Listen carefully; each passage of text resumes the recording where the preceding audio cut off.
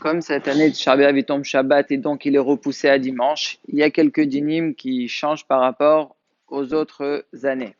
Donc déjà, le minha de ce Shabbat-là, donc on ne dira pas Sitratra puisqu'on sait que la veille de Shabbat, on ne dit pas Tahanun si c'était un jour de Hol, puisque Shabbat il s'appelle Moed. Voilà, là, Moed c'est marqué.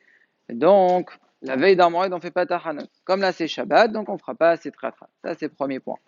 Ensuite, on arrive à Sorda Shlishit, qui est aussi Sorda Mafsachet. D'habitude, Sorda Mafsachet, il y a beaucoup de restrictions. On ne peut pas manger deux plats mevushalim différents. On ne peut pas manger sur une chaise. On doit manger par terre avec un ifser d'un châtir, c'est-à-dire on met comme une espèce de serviette ou un tapis, quelque chose, pour ne pas s'asseoir directement sur le sol.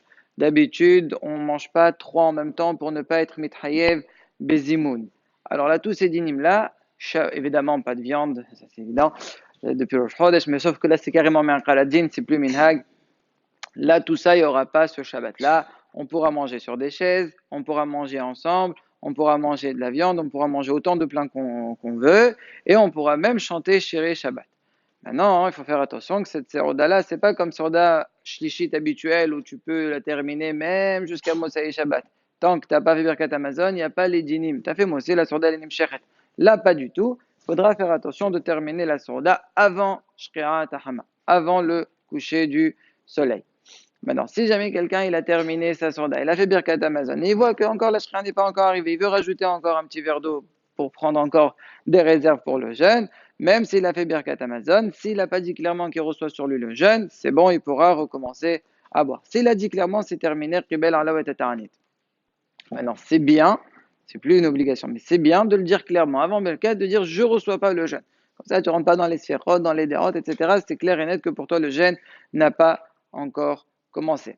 Maintenant, à partir de Shri'at Tahama, presque tout s'appelle déjà Tisha B'Av. Ça veut dire quoi presque tout? Ça veut dire déjà si tu vas par exemple aux toilettes et tu te laves les mains, même si Shabbat il n'est pas sorti, tu n'as pas le droit d'allumer la lumière, Chas Shalom. Malgré tout, quand tu sors des toilettes, tu ne pourras pas te laver les mains comme d'habitude. Comme à Tisha B'Av. Tu devras te laver les mains jusqu'à la fin des dernières phalanges, etc. Ne pas manger, on vient de le dire. Donc presque tout c'est comme Tisha B'Av, sauf les Inyan, les chaussures. Les chaussures, à ce moment-là, tu les enlèves pas. Tu gardes tes chaussures en cuir normalement. Tu les enlèveras seulement une fois que Shabbat sort, c'est-à-dire après cette Akochavim.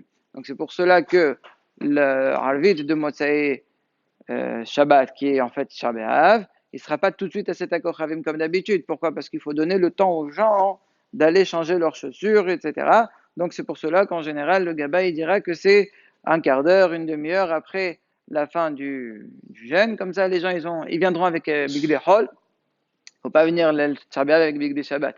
Pareil, il ne faudra pas venir avec des biradim mechubassim. Ça, on l'a déjà dit. Déjà, nous, depuis le 2 av, déjà, on commence à mettre, cette année le 3, on commence déjà à mettre des habits qui sont déjà portés, qui ne soient pas indignes de mechubas.